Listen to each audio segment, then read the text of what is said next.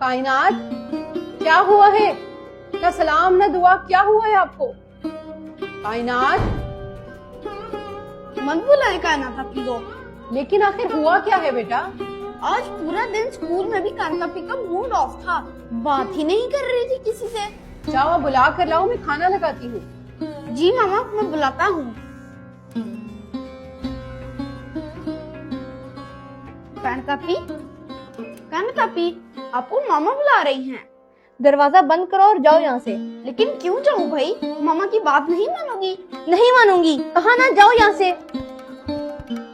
नहीं, मैं आपको लेकर ही जाऊंगा यहाँ से। समझ नहीं आती मेरी बात? नहीं तो फिर ये लो, अब समझ आएगी आपको। बहुत बुरी बहन हो आप। मामा कायनात आपी पागल हो गई है, मुझे थप्पड़ मार के निकाल दिया।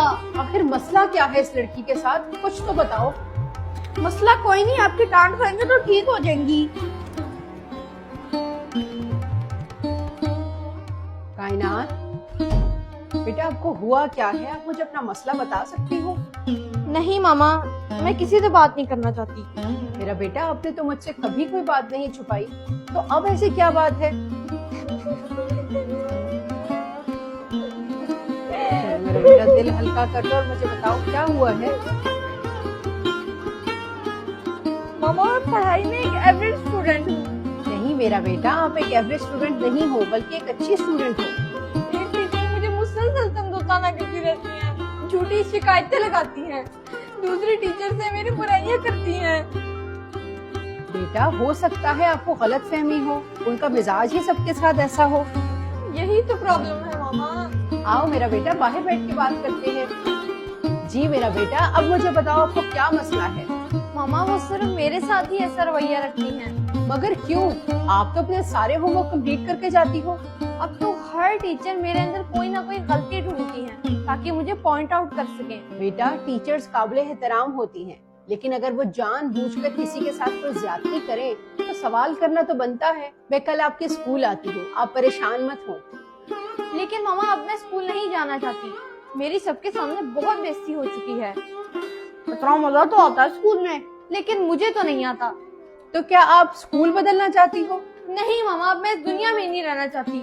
बेटा, ऐसे किसी के बेइज्जत कर देने से ये खुराफात ज़हन में नहीं लाते। मामा, आपको तो मैंने ये अब बताया है, पर मैं ये काफी महीने से झेल रही हूँ। तो इसमें भी आप ही की गलती है बेटा। इसमें मेरी क्या गलती है मामा? क्या आपने अपनी माँ को इस काबिल ही नहीं समझा कि वो आपके मसले को हल कर सके? मैंने सोचा शायद आप भी मेरे बारे में गलत सोचें। मेरा बेटा, एक माँ अपने बच्चे की सारी आदत से वाकिफ होती है, वो अपने बच्चे की खातिर सारी दुनिया से लड़ जाती है, तो ये तो बहुत आम सी बात है। मुझे लगा था इस मसले का कोई हल नहीं सिवाय खुद को खत्म करने के। खबरदार बेटा, बुज़दिल नहीं बनना, बहादुर बनना है।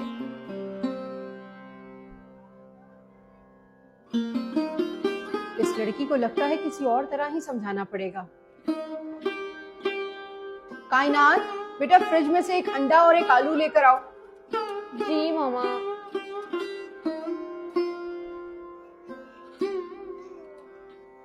ये ले मामा।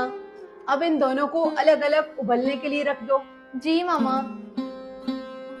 कायनात, बाहर आओ, ये देखो उबल चुके हैं ये। मामा, एक अंडा और एक आलू कौन कौन खाएगा? और चाय में तो दूध भी नहीं। मेरा बेटा, अब यहाँ आकर बैठो, आपको भी सब समझ आ जाएगी। मुझे बिल्कुल समझ नहीं आ रही आपकी क्या कर रही हैं। गौर से सुनो, इस उबले हुए आलू को पकड़ो और दबाओ। ये तो नरम हो गया। ये आलू पहले सख्त था, इस पर गर्म पानी की सूरत में मुश्किल आई तो ये नरम पड़ गया, यानी कमजोर हो गया। और मामा, ये अंडा? अंडा पहले नरम था, मुश्किल आई तो सख्त हो गया। लेकिन मामा, इसका तो बता दें। और जब उबलते पानी में मैंने चाय की पत्ती डाली तो उसने पूरे पानी का रंग ही बदल डाला। जी मामा, बिल्कुल ऐसा ही हुआ। मेरे बच्चों, अब ये आपके सोचने की बारी है कि आप मुश्किल का मुकाबला आलू की तरह कमजोर होकर करते हो, अंडे की तरह सख्त होकर करते हो, या फिर इस चाय के कहवे की तरह हालात ही बदल दोगे। मामा, आज अपनी जिंदगी का वो सबक दिया है जो शायद मुझे कभी किताबों में भी ना मिलता। मुझे फख्र है कि मैं आपकी बेटी हूँ और मैं आपका बेटा। जब जिंदगी बहुत मुश्किल लगने लगे, कोई रास्ता न मिले, तब भी अपनी जिंदगी हारने का मत सोचें। बहादुर वही होते हैं जो अपने मुश्किल वक्त का मुकाबला दिलेरी से करते हैं, क्योंकि मुश्किल वक्त सब पर आता है, किसी का सब्र देखने के लिए और किसी का ज़र्फ। अपने बच्चों को टाइम दे, उनकी मुश्किल को समझे और उन्हें हौसला दे, चाहे मुश्किल कितनी ही बड़ी हो। अपने बच्चों को अव्वल आने की रेस में मत दौड़ाएं, इससे वो डिप्रेशन का शिकार हो सकते हैं।